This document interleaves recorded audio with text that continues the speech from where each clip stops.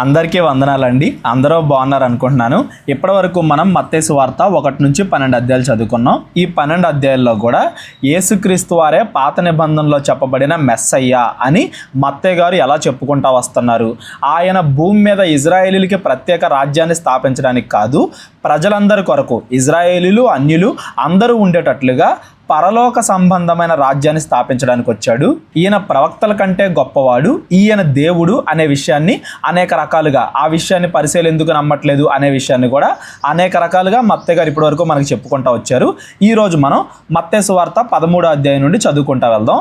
ఇప్పటివరకు యేసుక్రీస్తు వారు పరలోక రాజ్యం గురించి ప్రకటిస్తూ ఉన్నారు కదా, ఆ పరలోక రాజ్యం గురించిన లక్షణాలని ఉపమానాల రూపంలో ఇంకా బాగా అర్థమయ్యేలాగా యేసుక్రీస్తు వారు చెప్పడాన్ని ఈ మత్తయి సువార్త 13వ అధ్యాయం నుండి మనం గమనించుకుంటూ వెళ్ళొచ్చు, చదువుకుంటూ వెళ్దాం. ఆ దినమందు యేసు ఇంట నుండి వెళ్ళి సముద్ర తీరమున కూర్చుండెను. యేసుక్రీస్తు వారు సముద్ర తీరానికి వెళ్ళారు. బహుజనములు తన యొద్దకు కూడి వచ్చినందున ఆయన దోణి ఎక్కి కూర్చుండెను. ఆయన ప్రసంగాన్ని వినడానికి చాలామంది వచ్చారు. అందరికీ వినబడడం కోసం ఆయన కొంచెం దోణి ఎక్కాడు, అంటే పడవ ఎక్కాడు, ఎత్తులో కూర్చున్నాడు. ఆ జనులందరూ ఆ ధరిని నిలిచి ఉండగా ఆయన వారిని చూచి చాలా సంగతులను ఉపమాన రీతిగా చెప్పాను. చాలా విషయాల్ని యేసుక్రీస్తు వారు ఉపమాన రీతిగా చెప్పారు. ఇప్పుడు ఎక్కడైనా కానీ ఉపమాన రీతిగా యేసుక్రీస్తు వారు బోధించారు అని మీకు కనబడగానే మీకు 2 విషయాలు గుర్తు రావాలి. అసలు యేసుక్రీస్తు వారు ఉపమాన రూపంలో ఎందుకు చెప్తారు అంటే, మొట్టమొదటిది అందరికీ ఈజీగా అర్థం అవడానికి. ఏదన్నా విషయాన్ని ఉపమాన రూపంలో ఏదన్నా ఎగ్జాంపుల్ చెప్తే అప్పుడు బాగా అర్థమైంది కదా. అందరికీ ఈజీగా అర్థం అవడానికి పరలోక సంబంధమైన సంగతులు ఏదో రూల్స్ అండ్ రెగ్యులేషన్స్ లాగా పాటిస్తే పాటించు లేదంటే లేదు అన్నట్టుగా కాకుండా అందరికీ ఈజీగా అర్థం అవడానికి యేసుక్రీస్తు వారు ఉపమాన రూపంలో చెప్తారు. ఇకపోతే రెండవది, అందరికీ ఈజీగా గుర్తుండడానికి. ఉపమానాల్లో చూడండి, యేసుక్రీస్తు వారు ఎప్పుడు కూడా మనం ప్రతిరోజు చూసేవే చెప్తారు. వ్యవసాయం కానీ, ఆకాశం కానీ, పక్షులు కానీ, ఆహారం కానీ, చేపలు పట్టే వల, వంటింట్లో ఉండే పిండి, ఇవన్నీ కూడా మనం ప్రతిరోజు చూసేవి కాబట్టి ఎప్పుడు ఏ విషయాలు చూసినా కానీ పరలోక సంబంధమైనవి గుర్తు రావాలి. మొక్కలను చూసినప్పుడు ఒకటి గుర్తు రావాలి, పక్షులను చూసినప్పుడు ఒకటి గుర్తు రావాలి. ఇలాగా ఎప్పుడు ఏది చూసినా కానీ మనకి పరలోక సంబంధమైనవే గుర్తుండాలి అనే విషయం కోసం ఉపమాన రీతిగా చెప్తాడు. ఎక్కడైనా కానీ యేసుక్రీస్తు వారు ఉపమాన రీతిగా చెప్పారు అంటే దానికి 2 కారణాలు. ఒకటి, పరలోకం గురించి, పరలోక రాజ్యం గురించి అందరికీ ఈజీగా అర్థం అవడానికి.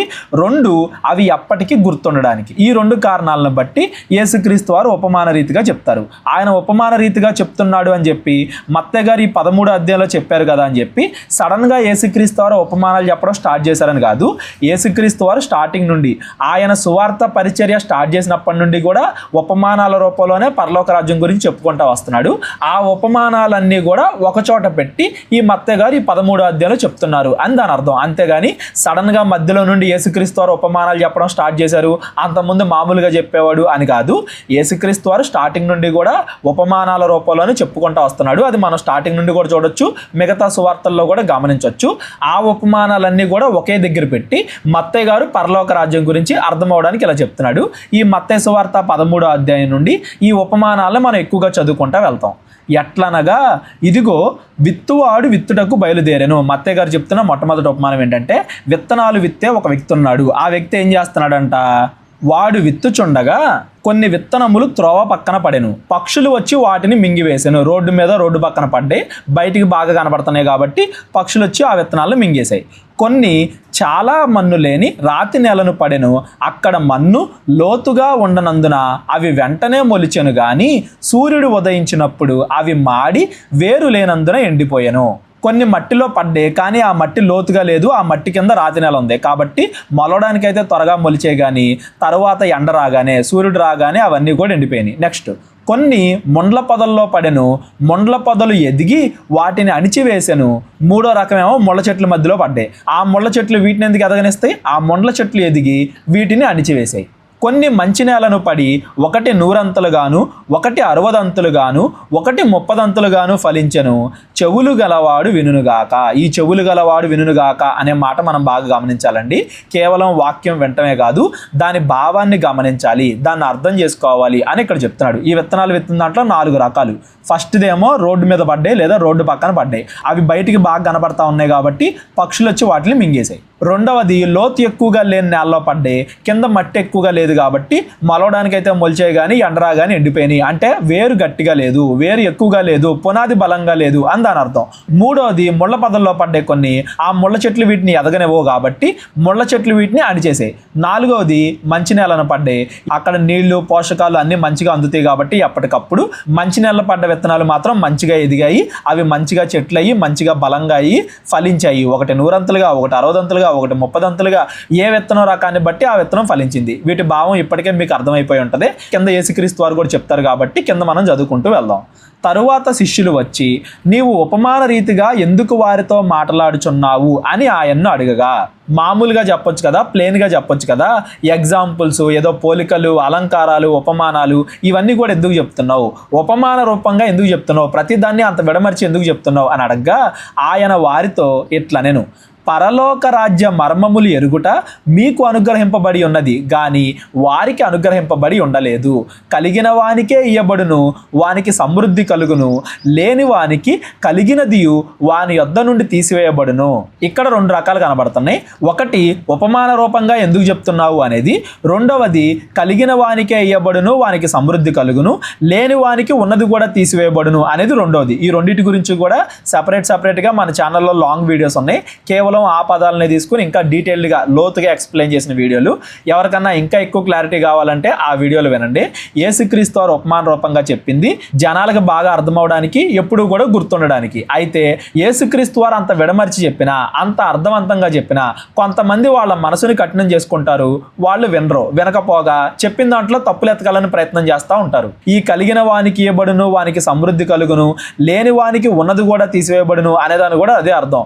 ఎంత బోధిస్తే అంతగా మన హృదయం కఠినమైద్ది లేదా మారు మనసు పొందిద్ది. ఎవరైనా కానీ బాగా బోధించినప్పుడు, ఒకటే విషయాన్ని పదే చెప్పినప్పుడు, లేదా దేవుడి వాక్యం ఎక్కువగా బోధించినప్పుడు మనలో 2 కలుగుతాయి. ఒకటి మారు మనసు అన్నా కలిగిద్ది, లేదా హృదయం కఠినంగా అన్న తయారవుతుంది. కొంతమంది ఉంటారు పద్దాక మాకే చెప్తున్నారని చెప్పేసి వాక్యం వినకుండా ఇంకా లోకంలో కలిసిపోతారు. కొంతమంది ఉంటారు దేవుడు పద్దాక గుర్తు చేస్తున్నాడు అంటే నేను మార్చుకోవాలి, లేదంటే దేవుడు నన్ను శిక్షిస్తాడనమాట అని చెప్పి మారు మనసు పొందుతారు. వాక్యం బోధించడం వల్ల కొందరిలో మారు మనసు కలుగుతుంది, కొందరిలో వాళ్ళ హృదయం కఠినంగా తయారవుతుంది. దీని గురించి యేసుక్రీస్తు వారు ఇంకొక ఉపమానం కూడా చెప్తారు. మీరు మీ ఇంటిని ఊడ్చి అమర్చి ఉంచారనుకో, అంటే దెయ్యాన్ని వెళ్ళగొట్టిన తర్వాత మీ హృదయాన్ని ఖాళీగా ఉంచారనుకో, అప్పుడు ఆ దెయ్యం ఏం చేస్తుంది, ఇంకో 7 దెయ్యాలను వెంట పెట్టుకుని వస్తుంది. వాడి కడపటి స్థితి మొదటి స్థితి కన్నా ఇంకా దారుణంగా ఉంటుంది అని యేసుక్రీస్తు వారు చెప్తారు. మనం వాక్యం నేర్చుకుంటూ మన హృదయాన్ని మార్చుకోకపోతే మన మీదకి తీర్పు ఇంకా ఎక్కువగా తెచ్చుకుంటున్నాం, మనం ఇంకా మన హృదయాన్ని కఠినం చేసుకుంటున్నాం అని దాని అర్థం. వాక్యం ఎక్కువగా వినే కొద్దీ మనం మారు మనసు పొందాలి, ఇంకా మంచిగా తయారవ్వాలి.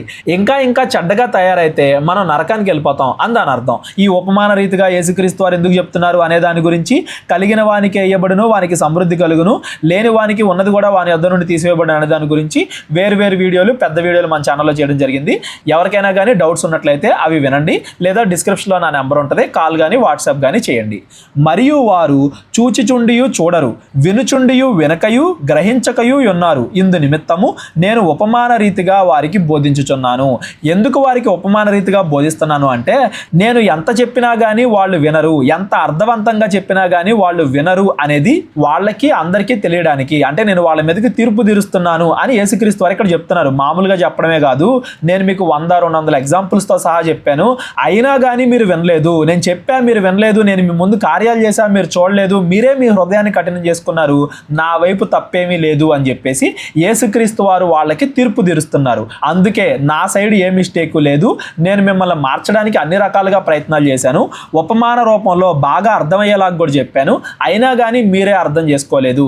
తప్పు దేవుడి వైపు లేదు, హృదయాన్ని కఠినం చేసుకున్న మన వైపే ఉంది అని చెప్పేసి యేసుక్రీస్తు వారు అందరికీ తీర్పు తీర్చడానికి ఆయన ఉపమాన రీతిగా బోధిస్తున్నాడంట. ఈ ప్రజలు కన్నులారా చూచి, చెవులారా విని, హృదయముతో గ్రహించి, మనసు తిప్పుకొని నా వలన స్వస్థత పొందకుండా ఉండునట్లు వారి హృదయము కొవ్వినది, వారి చెవులు వినుటకు మందములైనవి, వారి కన్నులు మూసుకొని ఉన్నారు గనుక మీరు వినుట మట్టుకు విందురు గాని గ్రహింపనే గ్రహింపరు, చూచుట మట్టుకు చూతురు గాని ఎంత మాత్రము తెలుసుకొనరు అని యెషయా చెప్పిన ప్రవచనము వీరి విషయమై నెరవేరుచున్నది. ఇదిగో యెషయా గ్రంథంలో అక్కడ చెప్పబడింది కదా, ఈ మాట యెషయా గ్రంథం 6వ అధ్యాయంలో ఉంటుంది. యెషయా గ్రంథం 6వ అధ్యాయంలో చెప్పబడిన మాట ఇక్కడ నెరవేరుతుంది. దేవుడు ఎంతగా మిమ్మల్ని మారుద్దాము అని దేవుడు ప్రయత్నిస్తున్నా కానీ మీరు వినరు, మీరు చూడరు. దేవుడు ఎన్ని అద్భుత కార్యాలు చేసినా మీరు చూస్తారు కానీ గమనించరు. దేవుడు ఎన్ని రకాలుగా సువార్త ప్రకటించినా మీరు వింటారు కానీ అర్థం చేసుకోరు. హృదయాన్ని తిప్పుకొని మారు మనసు పొందరు. మీ హృదయాలకి కొవ్వు పట్టేసింది. వినుట మట్టుకు విందురు కానీ గ్రహింపనే గ్రహింపరు, చూచుట మట్టుకు చూతురు కానీ ఎంత మాత్రము తెలుసుకొనరు అని చెప్తున్నాడు. ఇది ఈరోజు మనకు కూడా అప్లై అవుద్దండి.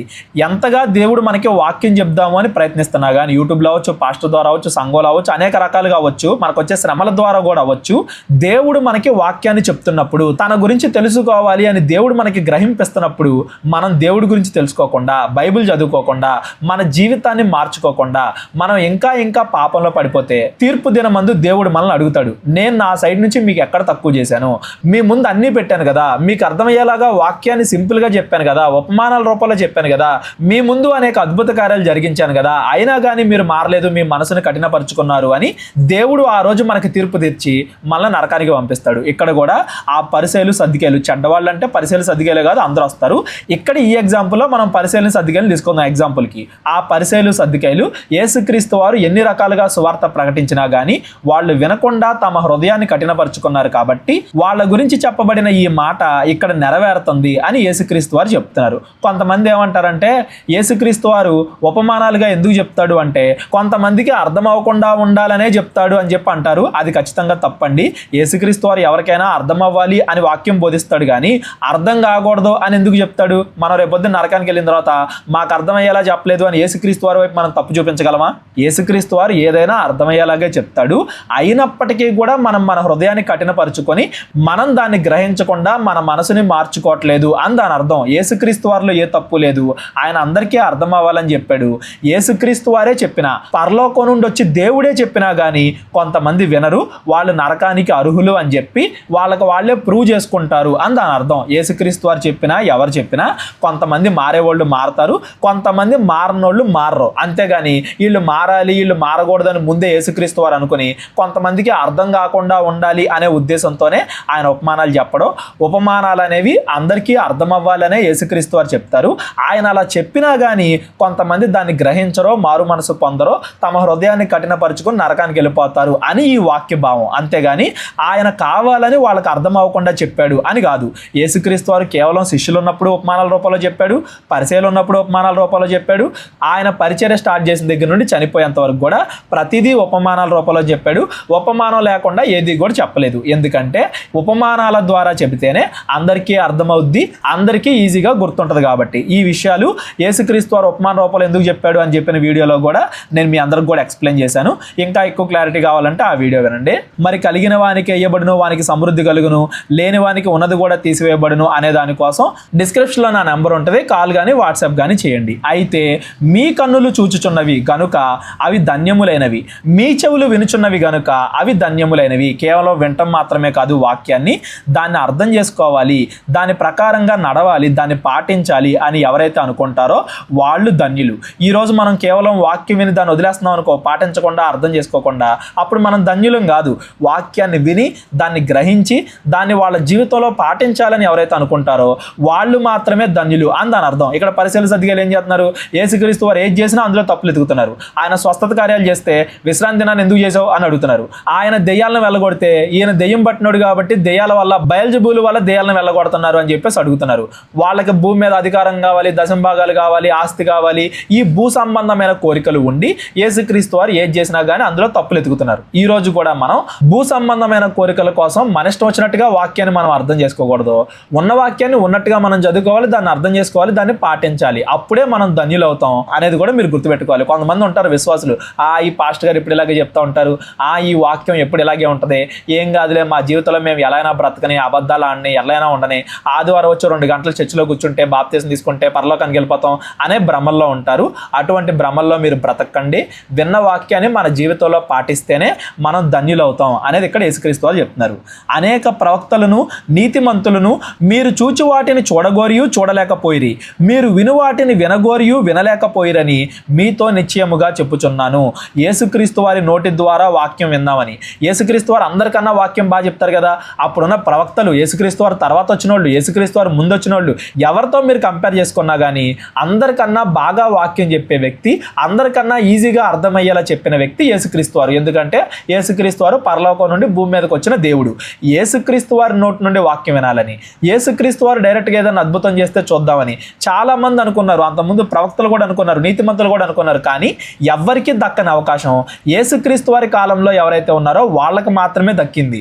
ఆ యేసుక్రీస్తు వారి మాటలు పాటించిన వాళ్ళు మంచోళ్ళు పరలోకి వెళ్తారు.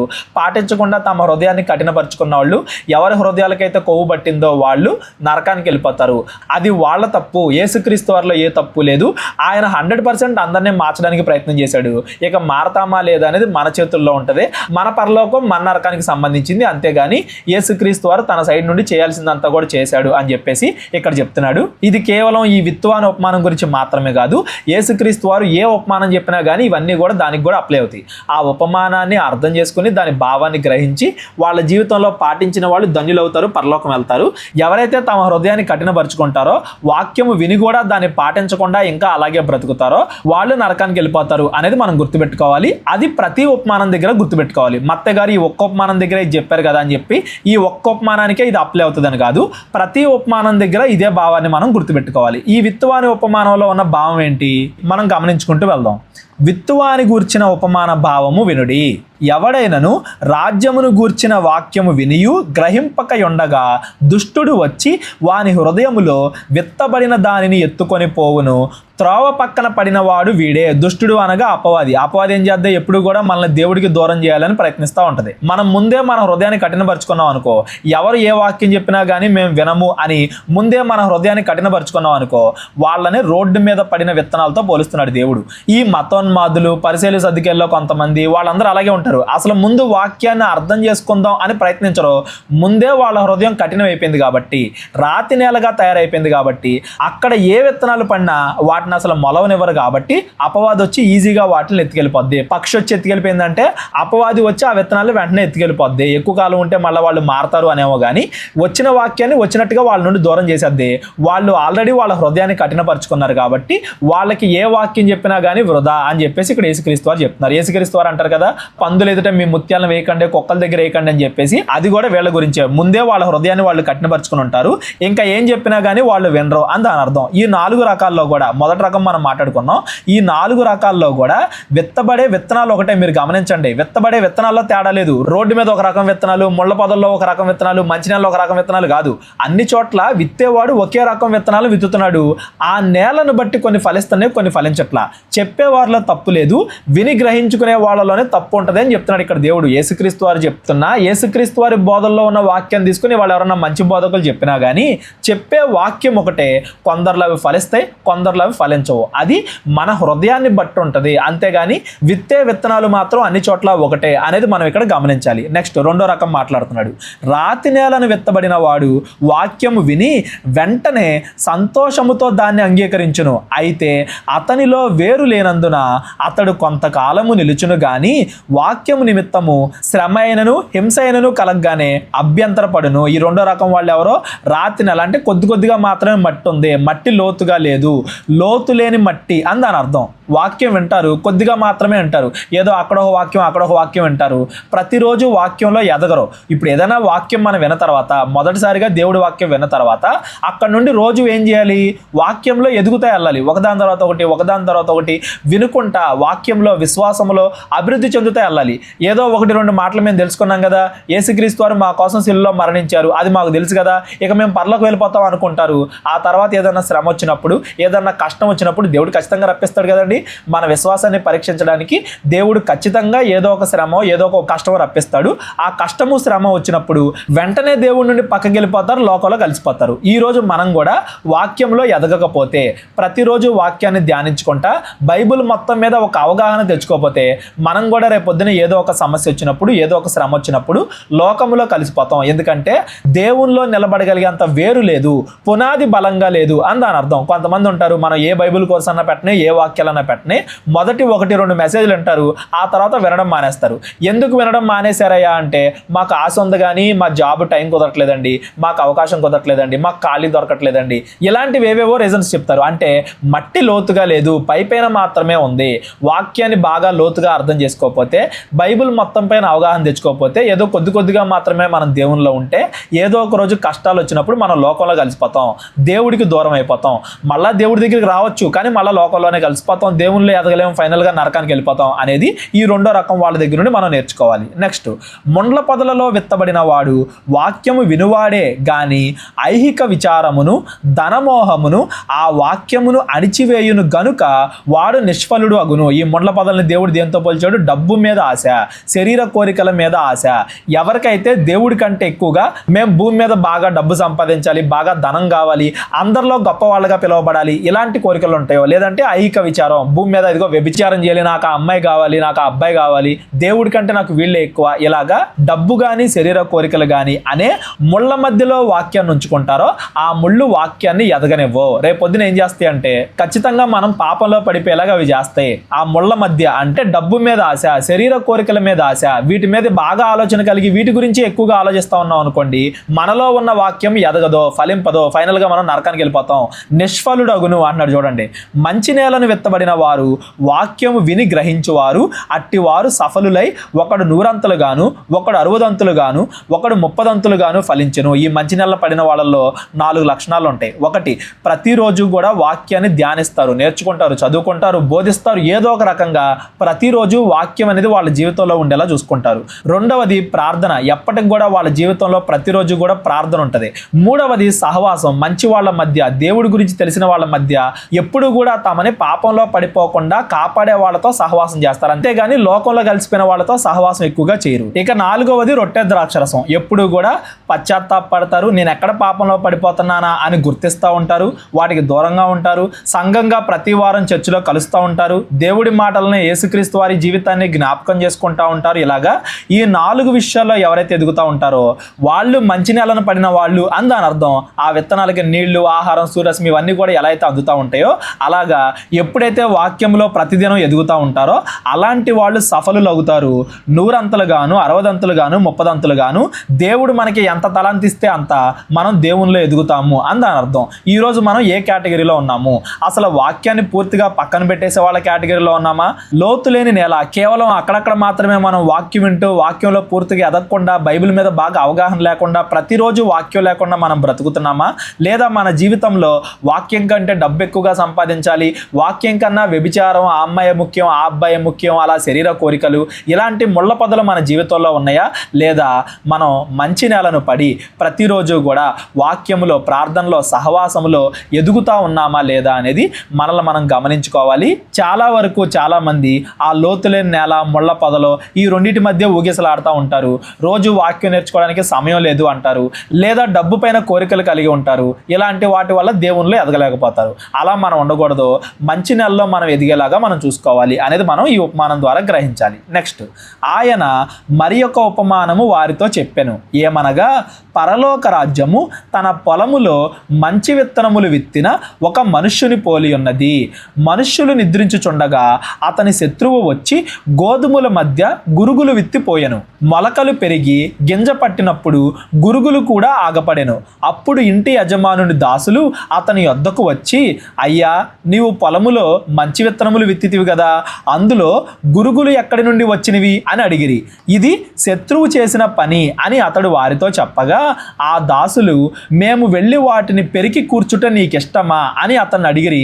అందుకతడు, వద్దు, గురుగులు పెరుగుచుండగా వాటితో కూడా ఒకవేళ గోధుమలను కూడా పెళ్ళగింతురు. కోతకాలము వరకు రెండింటిని కలిసి ఎదగనీయుడి. కోతకాలమందు గురుగులను ముందుగా కూర్చి వాటిని కాల్చివేయుటకు కట్టెలు కట్టి గోధుమలను నా కొట్టులో చేర్చిపెట్టుడని కోతగాండ్రితో చెప్పుదును అనెను. అంటే ఈ విత్తనాలు విత్తిన వాడికి ఒక్క మొక్క కూడా నాశనం అయిపోవడం అనేది ఇష్టం లేదు. ఒక్క మొక్క కూడా పీకివేయబడకూడదు. ఏముందలే, కొన్ని 100,000 కలుపు మొక్కలు పీకబడుతున్నాయి కదా, 1-2 మంచి మొక్కలే కదా, పోతే పోయినలే అని అనుకునే వ్యక్తి కాదు. ఈ పరలోక రాజ్యము అనే విత్తనాలు విత్తిన ఆ మనుష్యుడు. పరలోక రాజ్యం అనే విత్తనాలు విత్తింది ఎవరంటే దేవుడు. దేవుడి తరపు నుండే సేవకులు ఏం చేస్తారంటే సువార్త ప్రకటిస్తూ ఉంటారు. అపవాది ఏం చేస్తుంది? వాళ్ళ మధ్యలోకి తీసుకొచ్చి గురుగుల్ని అంటే చెడ్డవారిని కలుపు మొక్కలను పెట్టిద్ది. ఈ ప్రపంచంలో మీరు గుర్తుపెట్టుకోండి, ప్రపంచంలో మంచివాళ్ళు చెడ్డవాళ్ళు ఇద్దరు కూడా కలిసే ఉంటారు. తప్పు చేసిన వెంటనే చెడ్డవాడిని దేవుడు ఎందుకు శిక్షించట్లేదు అంటే వాళ్ళలో కొంతమంది మారేవాళ్ళు ఉంటారు కాబట్టి. ఒక్క మంచి వ్యక్తి కూడా ఫ్యూచర్లో వాడు మారతాడు అంటే వాడు మంచి వ్యక్తే కదా, ఒక్క మంచి వ్యక్తి కూడా నరకానికి వెళ్ళకూడదు అనే ఉద్దేశంతో భూమి మీద దేవుడు మనకి ఇంకా సమయాన్ని ఇస్తున్నాడంట. మామూలు రైతులైతే ఏం చేస్తారు, ఏముందలే కొన్ని వందల కలుపు మొక్కలు పీకే పడుతున్నాయి కదా, 1-2 మంచి మొక్కలే కదా పోయేది అని అనుకుంటారు. కానీ ఈ పరలోక రాజ్యము అనే విత్తనాలు విత్తిన మనుష్యుడు దేవుడు మాత్రం అలా అనుకోడు. ఒక్క మంచి మొక్క కూడా నరకానికి వెళ్ళకూడదు. ఇప్పుడే మీరు వాళ్ళకి తీర్పుని తీరిస్తే మీరు చెడ్డవాటితో పాటు అంటే కలుపు మొక్కలతో పాటు గోధుమలను కూడా పెళ్ళగిస్తారు. ఎందుకంటే ఇప్పుడు చెడ్డవాళ్లలో కొంతమంది ఒకళ్ళిద్దరైనా కానీ మారేవాళ్ళు ఉన్నారు. వాళ్ళకి ఇంకొంత సమయం ఇస్తే వాళ్ళు మారు మనసు పొందుతారు. వాళ్ళ కోసం మీరు ఆగండి, కోతకాలం వరకు మీరు ఆగండి అని చెప్తున్నాడు. కోతకాలం అంటే రాకడ సమయం, అది ఎప్పుడు వస్తుందో మనకు తెలీదు. ఇంకా మారాల్సిన వాళ్ళు కొంతమంది ఉన్నారు కాబట్టి యేసుక్రీస్తు వారు ఇంకా రావట్లేదు. ఆయన ఎప్పుడు వస్తాడో మనకు తెలీదు. వచ్చినప్పుడు అది ఆఖరి తీర్పు. నరకానికి కానీ పరలోకానికి కానీ వెళ్ళిపోతాం. ఈ భూమి మీద ఉన్నట్టుగా మంచి చెడ్డలు కలిసి ఉండరు. భూమి మీద మాత్రమే మంచి చేసేవాళ్ళు చెడు చేసేవాళ్ళు కలిసి ఉంటారు. పరలోకం నరకం వచ్చేసిన తర్వాత మంచి వాళ్ళు పరలోకం వెళ్తారు, చెడ్డవాళ్ళు నరకం వెళ్తారు. భూమి మీద ఇంకా చెడ్డవారిగా బ్రతుకుతూ మంచివారుగా మారే వాళ్ళు ఉన్నారు కాబట్టి వాళ్ళు మారతారు అని దేవుడికి తెలుసు కాబట్టి దేవుడు అప్పుడే తీర్పు తీర్చకుండా కొంతకాలం ఆగుతున్నాడు అని ఈ ఉపమానం యొక్క భావం. అలాగని చెప్పి మనం లేట్ చేయకూడదు, ఎందుకంటే యేసుక్రీస్తు వారు ఎప్పుడు వస్తారో మనకు తెలియదు కాబట్టి. ఒకవేళ మనకి ఇచ్చిన అవకాశాలన్నీ కోల్పోతే ఇంకా ఎన్నిసార్లు అయినా కానీ రేపొద్దున మారతాను ఎల్లుండి మారతానని మనం పోస్ట్ పోన్ చేసుకుంటూ వెళ్ళిపోతే మన హృదయం కఠినం అయిపోయింది కాబట్టి దేవుడు కూడా మనం శిక్షిస్తాడు అనేది మనం ఈ ఉపమానం ద్వారా గుర్తుపెట్టుకోవాలి. ఆయన మరి ఒక ఉపమానము వారితో చెప్పెను, పరలోక రాజ్యము ఒకడు తీసుకొని తన పొలములో విత్తిన ఆవగింజను పోలి ఉన్నది. అది విత్తనములన్నింటిలో చిన్నదే గాని పెరిగినప్పుడు కూర మొక్కలన్నింటిలో పెద్దదై ఆకాశ పక్షులు వచ్చి దాని కొమ్మల యందు నివసించినంత చెట్టగును. పరలోక రాజ్యం చూడడానికి చాలా చిన్నగా ఉంటుంది. స్టార్టింగ్లో ఒకే ఒక్కల ద్వారా స్టార్ట్ అయింది యేసుక్రీస్తు. ఆ తర్వాత 12 మంది జాయిన్ అయ్యారు. ఆ తర్వాత 120 మంది జాయిన్ అయ్యారు. ఈ రోజు ప్రపంచంలో ఎంతమంది యేసుక్రీస్తు వారిని నమ్ముతున్నారో, ఎంతమంది దేవుళ్ళలో బలపడుతున్నారో మనం చూస్తూనే ఉన్నాం. ఈ పరలోక రాజ్యం అనేది చూడడానికి ఎలా ఉంటుందంటే ఆవగింజను పోలినట్టు ఉంటుంది. చాలా చిన్నగా కనపడుద్ది స్టార్టింగ్లో, కానీ ఎదిగిన తర్వాత అది చాలా పెద్దదవుతుంది. మిగతా అన్ని రాజ్యాల కంటే భూమి మీద ఉండే ఏ రాజ్యాన్నైనా మీరు తీసుకోండి, అది స్టార్ట్ అయ్యి పెరిగి తర్వాత నశించిపోయిద్ది. కానీ యేసుక్రీస్తు వారు స్థాపించిన ఈ పరలోక రాజ్యం మాత్రం అంతము లేనిది, శాశ్వతంగా నిలిచిద్ది. ఈ పరలోక రాజ్యంలో ఉండే జనాలే రేపొద్దున పరలోకానికి కూడా వెళ్తారు కాబట్టి యేసుక్రీస్తు వారు స్థాపించిన ఈ రాజ్యం శాశ్వతమైనది, అలాగే పెరుగుతా వెళ్ళేది, తగ్గేది కాదు. మారేవాళ్ళు మారుతానే ఉంటారు. పరలోక రాజ్యం అనేది గొప్పగా ఎదుగుతానే ఉంటుంది. అందులో మనం ఉంటున్నామా లేదా అనేదే ప్రశ్న. పరలోక రాజ్యం గురించిన గొప్పతనాన్ని చెప్తున్నాడు. మీరు చిన్నగా ఉన్నప్పుడే గుర్తించండి, ఇదేదో చిన్నది అని మీరు అనుకోకండి, దాని గొప్పతనాన్ని గుర్తించండి అని చెప్పి యేసుక్రీస్తు వారి ఉపమానం ద్వారా చెప్తున్నారు. ఆయన మరి ఒక ఉపమానము వారితో చెప్పాను, పరలోక రాజ్యము ఒక స్త్రీ తీసుకొని పిండి అంతయు పులిసి పొంగు వరకు 3 కుంచెముల పిండిలో దాన్ని దాచిపెట్టిన పుల్లని పిండిని పోలి ఉన్నది.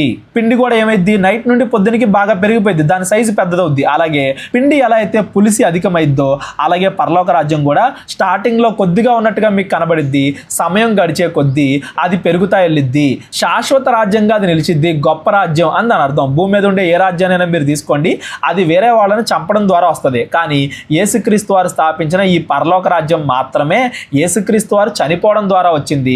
అది అంతకంతకు పెరిగేదే కానీ తగ్గేది కాదు అని దాని అర్థం. ఉపమానాలు చూడండి, వంటింట్లో ఉండేవి, వ్యవసాయంలో ఉండేవి, ఆకాశంలో ఉండేవి, దేవుడు అన్నింటినీ చెప్తున్నాడు అంటే ఈ ఉపమానాల వెనకాల ఉండే భావం ఏంటంటే, ఒకటి పరలోక రాజ్యం గురించి అందరికీ అర్థం అవ్వాలి, ఈజీగా అర్థం అవ్వాలి.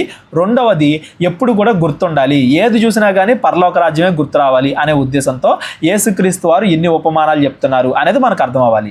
నేను నా నోరు తెరిచి ఉపమాన రీతిగా బోధించదను, లోకము పుట్టినది మొదలుకొని మరుగు చేయబడిన సంగతులను తెలియజెప్పేదను. లోకం పుట్టినది మొదలుకొని అంటే ఇప్పటి వరకు కూడా ఇంత ఈజీగా ఎవరో కూడా దేవుడి వాక్యాన్ని అర్థం చేసుకోలేకపోయారు.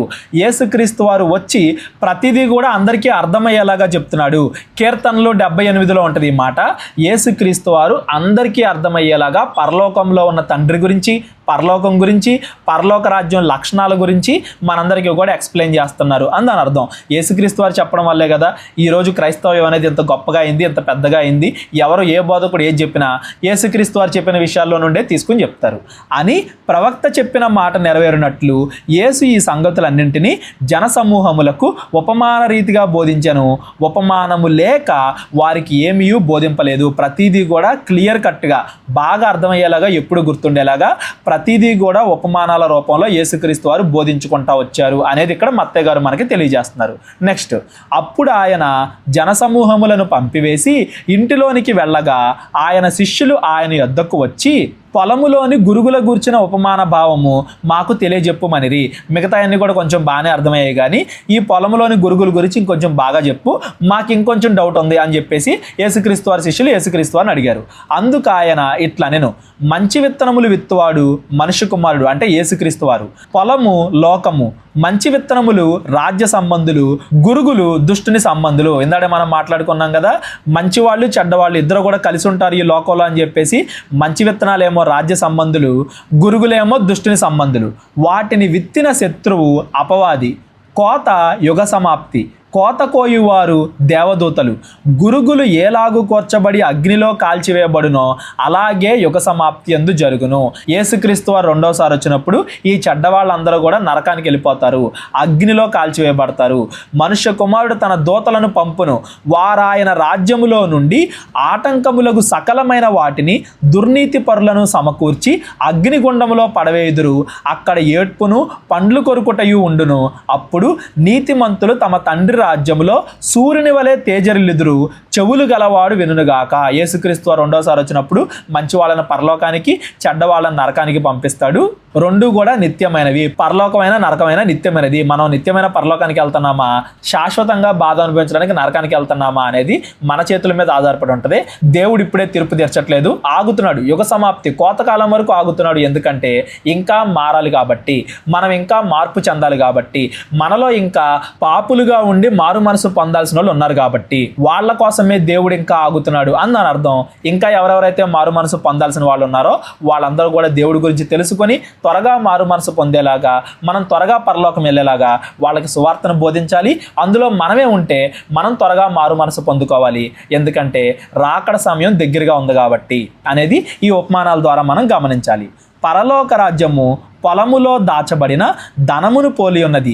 ఒక మనుష్యుడు దాన్ని కనుగొని దాచిపెట్టి అది దొరికిన సంతోషముతో వెళ్ళి తనకు కలిగినదంతయు అమ్మి ఆ పొలమును కొనును. దాచబడిన ధనము అంటే భూమి మీద ధనం కంటే ఎంతో గొప్పది పరలోకం. భూమి మీద నీకున్న ధనం మొత్తాన్ని పెట్టుకున్నా కానీ ఆ పరలోక రాజ్యం విలువతో అది సమానం కాదు. అంత విలువైనది పరలోకం అని పరలోకానికి సంబంధించిన విలువని చెబుతున్నాడు. మరియు పరలోక రాజ్యము మంచి ముత్యములను కొనవెదుకుచున్న వర్తకుని పోలి ఉన్నది. అతడు అమూల్యమైన ఒక ముత్యమును కనుగొని పోయి తనకు కలిగినదంతయు అమ్మి దాన్ని కొనుగొను. అతని దగ్గర ఉండే ముత్యాలే చాలా విలువైనది. అలాంటిది ఆ విలువైన ముత్యాలు అన్నీ అమ్మి కొన్నా కానీ పరలోకం వంటి అమూల్యమైన ముత్యాన్ని ఒకడు పొందుకోలేడు అని చెప్తున్నాడు. పరలోకం అనేది ఎంత విలువైనది, ఎంత అమూల్యమైనది. భూమి మీద ధనం కోసమే మీరు అంత సమయం వెచ్చిస్తున్నారు, అంతగా ప్రయాసపడుతున్నారు కదా. పరలోకం అనేది ఇంకెంత విలువైనది, దానికోసం మీరు ఇంకెంత శ్రమ పడాలి.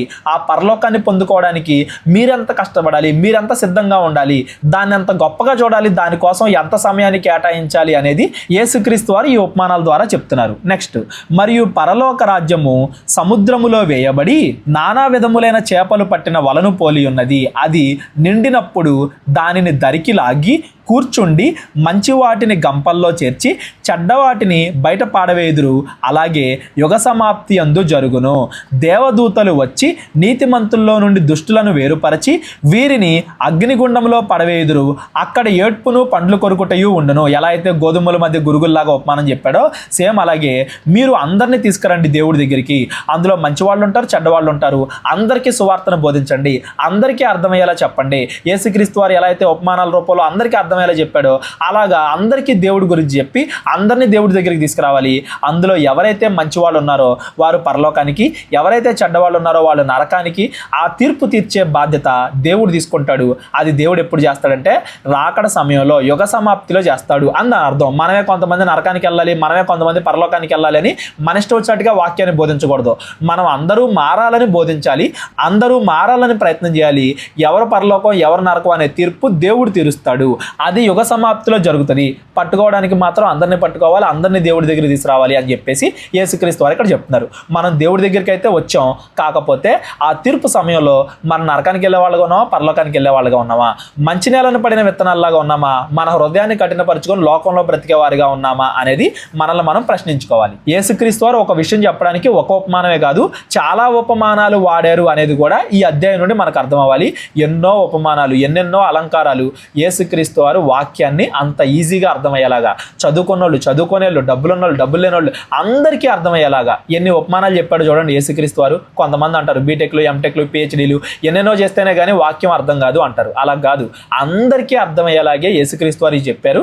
మనం చదువుకోవట్లేదు, చదువుకుని మనం పాటించట్లేదు అనేది మనల్ని మనం ప్రశ్నించుకోవాలి, మనం ఇంకా అభివృద్ధి చెందాలి.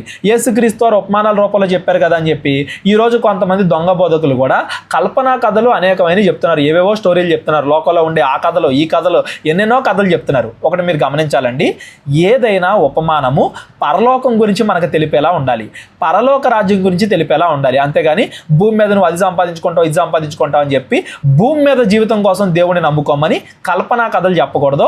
ఆ కల్పనా కథలకి యేసుక్రీస్తు వారు చెప్పిన ఈ ఉపమానాలకి చాలా తేడా ఉంది అనేది మీరు గమనించండి. ఈరోజు చాలా మంది వాక్యం చెప్పకుండా ఇష్టం వచ్చినట్టుగా కల్పనా కథలు చెప్తూ యేసుక్రీస్తు వారు కూడా ఉపమానాలు చాలా చెప్పారు, అవన్నీ జనాలకు అర్థం అవ్వాలి అని చెప్పి కవర్ చేసుకుంటారు. అట్లా కాదు, కల్పనా కథలు భూమి మీద జీవితం కోసం యేసుక్రీస్తుని నమ్ముకోండి అని చెప్తాయి. భూమి మీద మీకు డబ్బు వస్తుంది, ఆస్తి వస్తాయి, అవి వస్తాయి, ఇవి వస్తాయి, భూమి మీద జీవితం కోసం దేవుని నమ్ముకోండి, మీరు గొప్పవాళ్ళు అవుతారని చెప్పేసి జనాలు చాలా మంది మోసం చేస్తున్నారు. వాళ్ళని అబద్ధ బోధకులు అనాలి. నిజమైన బోధకులు పరలోకం గురించి చెప్తారు, ఆత్మ సంబంధమైన విషయాలు చెప్తారు. భూమి మీద శ్రమలు అనుభవించిన, కష్టాలు అనుభవించిన నీతిగా ఉండాలి, తప్పు చేయకుండా బ్రతకాలి, మనం పరలోకం వెళ్ళాలి, భూమి మీద జీవితం కన్నా ఆత్మ సంబంధమైన పరలోక సంబంధమైన జీవితం గొప్పది అని చెప్తారు. యేసుక్రీస్తు వారు ఏ ఉపమానం చెప్పినా పరలోకం గురించి, భూమి మీద దేవుడి కోసం బతకడం గురించి, నీతి న్యాయాల కోసం శ్రమపడడం గురించే ఉంటుంది. కానీ ఈ భూమి మీద మీరు అది పొందుకుంటారు ఇది పొందుకుంటారు అని యేసుక్రీస్తు వారు ఎక్కడా కూడా కల్పనా కథలు చెప్పలేదు, అన్నీ కూడా నిజమైనవే చెప్పాడు అని మనం గమనించాలి. ఆయన ఉపమానాలు చెప్పినా నిజమైనవే చెప్పాడు, ఎక్కడా కూడా అబద్ధాలు చెప్పలా. బైబిల్లో ఉన్న ఉపమానాలకి అబద్ధ బోధకులు చెప్పే కల్పనా కథలకి తేడా కూడా మీరు గ్రహించాలి. నిజమైన బోధకులు ఎలా ఉంటారు, అబద్ధ బోధకులు ఎలా ఉంటారు అనేది కూడా మీరు గమనించాలి అనేది ఈ అధ్యాయం ద్వారా మనం అర్థం చేసుకోవాలి. నెక్స్ట్, వీటన్నింటినీ మీరు గ్రహించితిరా అని వారిని అడగగా వారు గ్రహించితిమి అనిరి. ఆయన అందువలన పరలోక రాజ్యములో శిష్యుడిగా చేరిన ప్రతి శాస్త్రియు తన ధననిధిలో నుండి కొత్త పదార్థములను పాత పదార్థములను వెలుపలికి తెచ్చు ఇంటి యజమానుని పోలి ఉన్నాడని చెప్పాను. కొత్త పదార్థాలు పాత పదార్థాలు అంటే ఒక్కసారి దేవుడి గురించి మీకు అర్థమైతే ప్రతి దాన్ని దేవుడికి ఎలా లింక్ చేయాలో మీకు అర్థమవుతుంది. పాత నిబంధన కొత్త నిబంధన రెండు మీకు అర్థమవుతాయి. పాత పదార్థాలు అంటే పాత నిబంధన, కొత్త పదార్థాలు అంటే కొత్త నిబంధన. ఈ రెండింటి యొక్క భావం మీకు అర్థమైద్ది. ఒకవేళ యేసుక్రీస్తు వారి గురించి పరలోక రాజ్యం గురించి మీకు అర్థం కాలేదనుకో, మీకు అటు పాత నిబంధన అర్థం కాదు, ఇటు కొత్త నిబంధన అర్థం కాదు. రెండింటినీ కూడా అక్షరానుసారంగా తీసుకుంటారు. ఎవరైతే యేసుక్రీస్తు వారు చెప్పిన ఉపమానాల భావాన్ని గ్రహిస్తారో వాళ్ళు పరలోకం వెళ్తారు. ప్రతి దాన్ని కూడా దేవుడి కోణంతో ఎలా ఆలోచించాలో, దేవుడి దృష్టితో ఎలా చూడాలో వాళ్ళకి తెలిసిద్ది అని చెప్పేసి ఇక్కడ యేసుక్రీస్తు వారు చెప్తున్నారు. ఈ అధ్యాయంలో ఉన్న అన్ని ఉపమానాలకు సంబంధించి విడివిడిగా మన ఛానల్లో అనేక వీడియోలు ఉన్నాయి. పరలోకం సంబంధించిన ఉపమానాల గురించి వీడియోస్ ఉన్నాయి, విత్తువాని ఉపమానం గురించిన వీడియోస్ ఉన్నాయి, గోధుమల మధ్యలో గురుగుల గురించి ఉపమానానికి సంబంధించిన వీడియోస్ ఉన్నాయి. ఈ ఉపమానాల రూపాలు ఎందుకు చెప్పిన దాని గురించి వీడియోలు ఉన్నాయి. లేని వానికి ఇవ్వబడును, కలిగిన వానికి ఉన్నది కూడా తీసివేయబడును అనే ఉపమానానికి సంబంధించిన వీడియోస్ ఉన్నాయి. ఇలాగా ఈ అధ్యాయంలో ఉన్న అనేక ఉపమానాల గురించి మన ఛానల్లో ఇండివిజువల్గా చాలా వీడియోస్ ఉన్నాయి. కాబట్టి ఎవరికైనా ఇంకా ఎక్కువ క్లారిటీ కావాలనుకుంటే ఆ వీడియోస్ చూడండి. ఏదైనా కావాలనుకుంటే డిస్క్రిప్షన్లో నా నెంబర్ ఉంటుంది, కాల్ కానీ వాట్సాప్ కానీ చేయండి. వాక్యం ఏదైనా 5 నిమిషాల్లో ఎక్స్ప్లెయిన్ చేసుకోవచ్చు, 5 గంటలు 5 రోజులు 5 సంవత్సరాల్లో కూడా ఒకే మాటను ఎక్స్ప్లెయిన్ చేసుకోవచ్చు. యేసుక్రీస్తు వారి మాటల్లో అంత జ్ఞానం దాగుంది అనేది మనం గమనించాలి. నెక్స్ట్, యేసు ఈ ఉపమానములు చెప్పి చాలించిన తరువాత ఆయన అక్కడి నుండి వెళ్ళి స్వదేశమునకు వచ్చి సమాజ మందిరముల్లో వారికి బోధించుచుండెను. ఇంకా యేసుక్రీస్తు వారు అనేక చోట్ల ఈ ఉపమానాలు, బోధలు, ఈ పరలోక రాజ్యం గురించి ఆయన పని ఆయన చేసుకుంటూ వెళ్ళిపోతున్నాడు.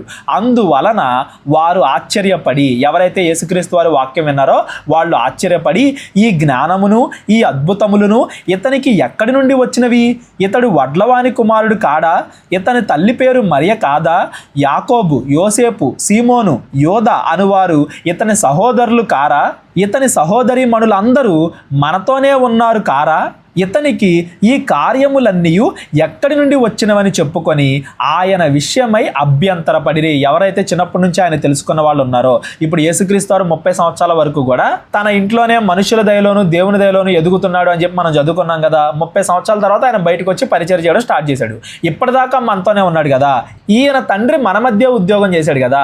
ఈయన తల్లి మన మధ్య ఉంది కదా. ఆయన సహోదరులు ఈ యాకోబు, సీమోను, యోసేపు, యోధ వీళ్ళందరూ ఎవరంటే యేసుక్రీస్తు వారి తర్వాత తల్లి అయిన మరియకు పుట్టిన పిల్లలు. చాలా మంది ఏమనుకుంటారంటే యేసుక్రీస్తు వారిని మాత్రమే తల్లి అయిన మరియ కన్నది అనుకుంటారు. అలా కాదండి. యేసుక్రీస్తు వారు మరియ కన్యకగా ఉన్నప్పుడు పుట్టాడు. మరియకి యోసేపుకి పెళ్ళైతే అయింది, కానీ వాళ్ళిద్దరూ ఏకము కాకమునుపు ఇంకా తల్లి అయిన మరియ కన్యకగానే ఉన్నప్పుడు యేసుక్రీస్తు వారు పుట్టారు. యేసుక్రీస్తు వారు పుట్టిన తరువాత తల్లి అయిన మరియకి, యోసేపుకి వాళ్ళిద్దరికి పుట్టిన మిగతా సంతానం. ఒక రకంగా చెప్పుకోవాలంటే యేసుక్రీస్తు వారి యొక్క తమ్ముళ్ళు, చెల్లెళ్ళు అని దాని అర్థం. మరియకి ఇంకా పిల్లలు పుట్టారు, కాకపోతే వాళ్ళు యోసేపుకి, మరియకి ఇద్దరికి పుట్టిన వాళ్ళు. యేసుక్రీస్తు వారు కేవలము కన్యగా ఉన్నప్పుడు మరియకు మాత్రమే పుట్టిన వ్యక్తి. ఈ విషయం అక్కడ ఉన్న చాలా మందికి తెలియదు కదా. యేసుక్రీస్తు వారి తమ్ముళ్ళైన యాకోబు, యోసేపు, సీమోను, అలాగే యేసుక్రీస్తు వారి చెల్లెళ్ళు వీళ్ళందరూ మన మధ్యనే ఉన్నారు కదా. ఆయన కుటుంబం అంతా మన మధ్య ఉంది కదా. వీళ్ళందరూ మామూలు ప్రజలే కదా. యేసుక్రీస్తు వారికి మాత్రం ఇంత జ్ఞానం ఎక్కడి నుండి వచ్చింది? యేసుక్రీస్తు వారికి మాత్రం ఇంత శక్తి, అద్భుతాలు, స్వస్థతలు చేయగలిగే శక్తి ఎక్కడి నుండి వచ్చింది అని చెప్పి ఆయన విషయమై అభ్యంతరపడిరి. అప్పుడు యేసుక్రీస్తు వారు అంటున్నారు, అయితే యేసు ప్రవక్త తన దేశములోను తన ఇంటను తప్ప మరి ఎక్కడైనను ఘనహీనుడు కాదని వారితో చెప్పాను. వారి అవిశ్వాసమును బట్టి ఆయన అక్కడ అనేకమైన అద్భుతములు చేయలేదు. ఇంకా వాళ్ళు చేసినా మారరు కాబట్టి వేరే అద్భుతాలు ఏం చేయలేదంట. ప్రవక్త ఎవరైనా కానీ దేవుడి వాక్యాన్ని బోధిస్తున్నప్పుడు వాళ్ళ ఇంట్లో వాళ్ళు, వాళ్ళ ఊర్లో వాళ్ళు ఇప్పుడు కూడా వాళ్ళని తక్కువగానే చూస్తారు, చిన్నగానే చూస్తారు అని దాని అర్థం. ఎందుకంటే వాళ్ళు ఎప్పుడు కూడా పై రూపాన్ని చూస్తారు, చెప్పే వాక్యాన్ని, అందులో ఉన్న భావాన్ని గమనించరు. ఈ రోజు కూడా ఎవరైతే వాక్యం చెప్తున్నారో వాళ్ళని చిన్నప్పటి నుండి చూడడం వల్ల, వాళ్ళ మధ్య ఉండడం వల్ల, వాళ్ళ గురించి తెలియడం వల్ల తక్కువ చేసి చూస్తారు వాళ్ళని. వాళ్ళకు ఉండే వాక్యాన్ని, అందులో ఉన్న భావాన్ని గమనించరు. ఎందుకంటే వీడు ఇప్పుడు దాకా మన మధ్యలోనే ఉన్నాడు కదా, మనకంటే గొప్పవాడు వీడు ఎలా అయిపోయాడు అని చెప్పి ఆ గర్వం అనేది, ఆ అధికార దాహం అనేది మనసులో ఉండటం వల్ల చాలా మంది వాళ్ళ మధ్యలో నుండే వచ్చిన గొప్ప వాళ్ళను గుర్తించరు అని చెప్పేసి యేసుక్రీస్తు వారు ఇక్కడ చెప్తున్నారు. యేసుక్రీస్తు వారి సహోదరుల గురించి, వీళ్ళందరూ యేసుక్రీస్తుని ఎలా నమ్ముకున్నారు, తర్వాత ఎలా మారు మనసు పొందారు, వీటన్నింటి గురించి ఇంకో వీడియోలో మనం ఇంకోసారి ఎప్పుడన్నా మాట్లాడుకుందాం. ఈ రోజు మనం మాట్లాడుకున్న ఈ అధ్యాయంలో ఎవరికైనా ఏదైనా అర్థం కాకపోతే డిస్క్రిప్షన్లో నా నెంబర్ ఉంటుంది, కాల్ కానీ వాట్సాప్ కానీ చేయండి. మత్తయి సువార్త 14వ అధ్యాయం నుండి మనం ఇంకో రోజు చదువుకుందాం. ఈ మత్తయి సువార్త 13వ అధ్యాయం మొత్తం కూడా పరలోక రాజ్యం గురించిన అనేక విషయాలు మనకి ఈజీగా అర్థం అవడానికి యేసుక్రీస్తు వారు ఉపమానాల రూపంలో చెబుతున్నారు. ఆయన అలా చెప్పినా కానీ కొంతమంది తమ హృదయాన్ని కఠినం చేసుకుని మారు మనసు పొందకుండా నరకానికి వెళ్ళిపోతారు. ఎవరైతే ధన్యులు ఉంటారో, మంచి వాళ్ళు దేవుడి వాక్యాన్ని వింటారు, దాన్ని గ్రహిస్తారు, దాన్ని వాళ్ళ జీవితంలో పాటిస్తారు అని ఈ అధ్యాయం ద్వారా మనం గమనించాలి. అందరికీ వందనాలు. ప్రార్థన చేసుకుందాం. కళ్ళు మూసుకున్నట్లయితే ప్రార్థన. మహోన్నతుడు, మహిమకు పాత్రుడైన మా ప్రియ పరలోకపు తండ్రి, కృతజ్ఞతలు దేవా. తండ్రి, ఇప్పటివరకు మేము మాట్లాడుకున్న మాటలు కేవలం మా చెవుల వరకే కాక మా హృదయాల వరకు చేర్చుకొని వాటి ప్రకారంగా మేము బ్రతకడానికి మాకు సహాయము దయచేయండి. అపవాది ఆటంకాలు మాకు దూరంగా ఉంచండి. ఆర్థిక, ఆరోగ్య, మానసిక, కుటుంబ అపవాది పెట్టే అన్ని ఆటంకాలను మా జీవితం నుండి తొలగించి పరలోక సంబంధంగా మమ్మల్ని ఆశీర్వదించండి. మంచి ఆలోచనలు, మంచి క్రియలు మా హృదయాలకి దయచేయండి. మీ చిత్తమైతే మేము మరలా కలుసుకొని మరిన్ని విషయాలు మాట్లాడుకోవడానికి కృప దయచేయమని కోరుకుంటూ మా ప్రభువు, మీ ప్రియకుమారుడు, మా కొరకు శిలువలో రక్తం కార్చిన యేసుక్రీస్తు వారి పేరిట ఈ ప్రార్థన అడిగి వేడుకుంటున్నాం తండ్రి. ఆమెన్. అందరికీ వందనాలు. దేవుడు మిమ్మల్ని అందరినీ కూడా దీవించి ఆశీర్వదించును గాక. మా పరిచర్య కోసం ప్రార్థించండి. ప్రేరేపణ కలిగిన వాళ్ళు మా పరిచర్యకు సహకరించండి. అందరికీ వందనాలు. అందరికీ వందనాలండి. కేవలం 30 వీడియోస్లో బైబిల్ నేర్చుకోండి అనే ఎంతో విలువైన ఈ కోర్స్ జస్ట్ ₹1 మీకు కావాలి అంటే మీ పేరు, మీ ఊరు ఈ నెంబర్కి వాట్సాప్ చేయండి. ఈ కోర్సులో ఏ విషయాలు ఉంటాయో ముందుగానే తెలుసుకోవడానికి ఈ వీడియో పాస్ చేసి టాపిక్స్ అన్నీ చదువుకోండి. క్రైస్తవులందరూ ఈ బైబిల్ కోర్స్ వినాలి అని మేము కోరుకుంటున్నాం. అందరినీ దేవుడు దీవించునుగాక. ఆమెన్.